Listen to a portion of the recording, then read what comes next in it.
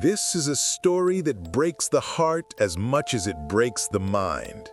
It takes place on the most magical night of the year, involving a fire that defied the laws of physics, a ladder that vanished, and 5 children who disappeared into smoke without leaving a single bone behind.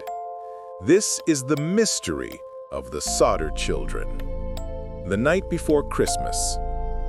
It is Christmas Eve, 1945, in Fayetteville, West Virginia. The Sodder home is full of life. George and Jenny Sodder live there with 9 of their 10 children. It is a snowy, windy night. The children open presents. The atmosphere is joyous. At 10 p.m., the younger children are allowed to stay up late to play with their new toys, while the 2 oldest boys go to sleep. The stranger call. At 12:30 a.m., the phone rings. Jenny Sodder wakes up to answer it. A woman's voice, unfamiliar and accompanied by the sound of clinking glasses and laughter, asks for a name Jenny doesn't know. When Jenny says wrong number, the woman laughs strangely and hangs up. Jenny notices the lights downstairs are still on and the curtains are unlocked. She locks up and goes back to bed. The fire. At 1 a.m., Jenny wakes again. This time, it is to the sound of something heavy hitting the roof, followed by a rolling noise. Then she smells smoke. She rushes to George's office. The fuse box is missing. It hasn't blown, it has been pulled. And the house is on fire. The desperate escape. George and Jenny escape the house with the 4 youngest children, Marion, Sylvia, John, and George Jr. They stand outside in the snow, screaming for the other 5 children, Maurice, Martha, Louis, Jenny, and Betty, who are asleep in the attic. The staircase is already a wall of flame.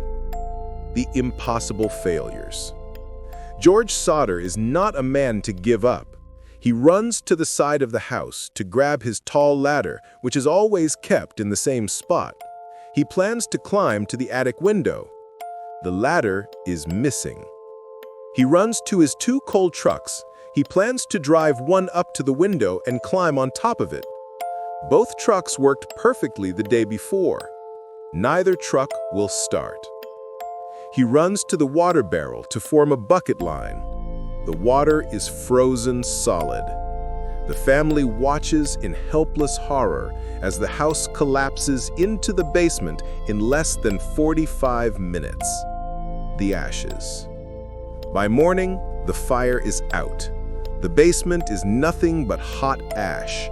The parents prepare for the worst, expecting to find the remains of their 5 children. But they find nothing. No bones. No teeth, no skulls. The coroner suggests the fire was hot enough to completely cremate the bodies. But George Sodder, later investigating, finds that a house fire, which burns at roughly 1,500 degrees Fahrenheit, cannot vaporize human bone. Crematoriums burn at 2,000 degrees for 2 hours and still leave bone fragments. The house burned for only 45 minutes. The clues of sabotage. As the grief turned to suspicion, the family found terrifying clues. The missing ladder was found days later thrown down an embankment away from the house. The trucks wouldn't start because the wires had been cut. The telephone repairman discovered that the phone line hadn't been burned through. It had been cut with pliers at the top of the pole. A bus driver reported seeing fireballs being thrown onto the roof, explaining the rolling sound Jenny heard. The billboard. George and Jenny became convinced their children had been kidnapped before the fire to cover the crime. They erected a massive billboard on Route 16 with pictures of the 5 missing children, offering a reward. It stood there for decades, a haunting monument to their loss.